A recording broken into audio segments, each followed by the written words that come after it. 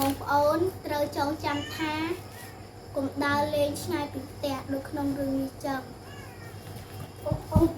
កុំដើរលេងរហូតទេ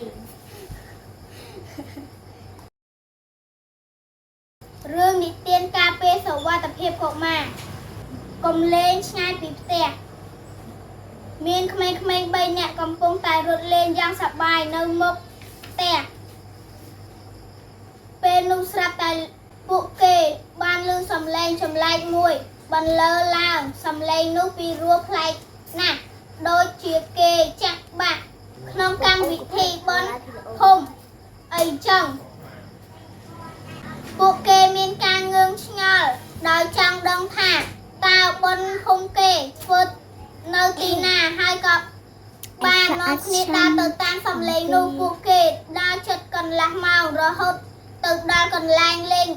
សប្បាយមួយដែលពួកគេមិនធ្លាប់ឃើញពីមុនមកសោះពួកគេឃើញពងលោតស្អាតក៏នាំគ្នាឡើងលោតលេងយ៉ាងសប្បាយដោយភ្លេចខ្លួនថាកន្លែងនេះគឺនៅឆ្ងាយពីផ្ទះខ្លាំងណាស់នាពេលល្ងាចព្រះអាទិត្យចាប់ផ្ដើមលិចក្មេងៗក៏នឹកឃើញផ្ទះហើយបបួលគ្នាដើរត្រឡប់ទៅវិញប៉ុន្តែពួកគេភ្លេចផ្លូវទៅផ្ទះពួកគេព្យាយាមដើរទៅមកដើម្បីរកមើលផ្លូវទៅផ្ទះវិញតែដើរត្រឡប់ចុះឡើងឃើញតែផ្លូវដដែលពួកគេចាប់ផ្ដើមភ័យខ្លាចរហូតដល់យំស្រែករកម៉ាក់ប៉ាមួយសន្ទុះក្រោយមកពូចិនដែលជាអ្នកខ្វៀលគោគាត់បានដើរកាត់ទីនោះហើយក៏បានឃើញក្មេងៗកំពុងតែអង្គុយយំទំនងជាវង្វេងផ្លូវគាត់ក៏បានទូរស័ព្ទទៅប៉ូលីសភ្លាមមិនយូរប៉ុន្មានប៉ូលីសក៏បានមកដល់ហើយនាំក្មេងៗឡើងជិះឡានដើម្បីជួយរកផ្លូវទៅផ្ទះវិញពួកគេជិះបានតែបន្តិចក៏រកឃើញផ្ទះរបស់ក្មេងៗកំហូចទាំង3ពិតជាត្រេកអរខ្លាំងណាស់ពេលបានឃើញផ្ទះខ្លួនឯងនិងឪពុកម្ដាយរបស់ពួកគេកំពុងឈររង់ចាំ